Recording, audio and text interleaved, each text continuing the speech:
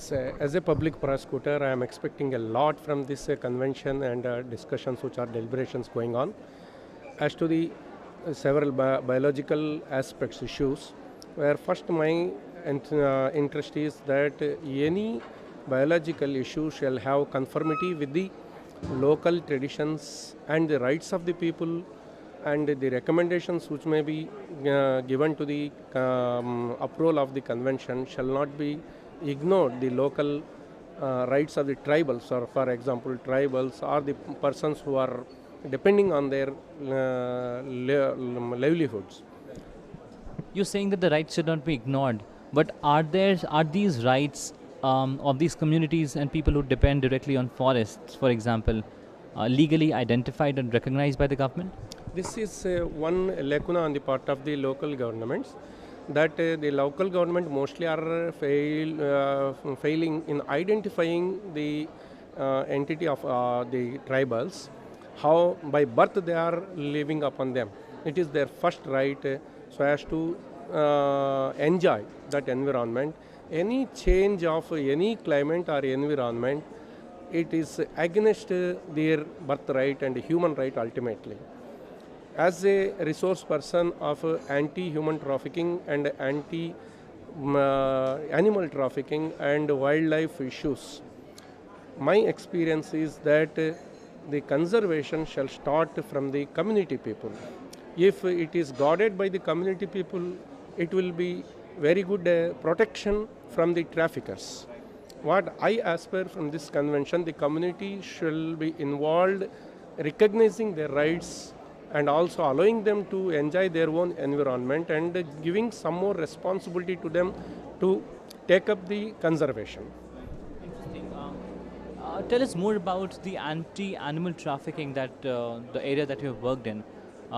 What were the most pressing issues on animal trafficking, and how is it being dealt with? Yes, in animal trafficking there are a lot of issues, but now, for example, in India, the Tiger Project, if it is taken, this mostly Tiger Project is though established in Orissa, but still it is yet to be in conservation aspect, it is yet to be achieved its goals, because the various animals like tigers or the other wildlife or even tortoise, like this, all these things are totally by in the hands of the traffickers. They were totally taken away for commercial purposes, and for poaching has to be strictly prohibited, and also for sports, though there is a law, local law regarding the sports and poaching and all other things, but the implementation is somewhat, it is not effectively done by the concerned authorities. And that is one of the reasons where the government is failing in protecting the animals from the hands of the traffickers for commercial purposes. There's a Biodiversity Conservation Act that has been passed by the Government of India. Do you think this act will be effective in in addressing the problem of animal trafficking? Yes, I can say that the Biodiversity Act 2002 has been enacted, and though it is put into the force in India, there is no such the awareness among the public as to the aspects of the biodiversity, and even the stakeholders who are dealing with those aspects, the judiciary, public prosecutors, and the concerned authorities, police, forest authorities, marine, coastal, all other authorities who are dealing with the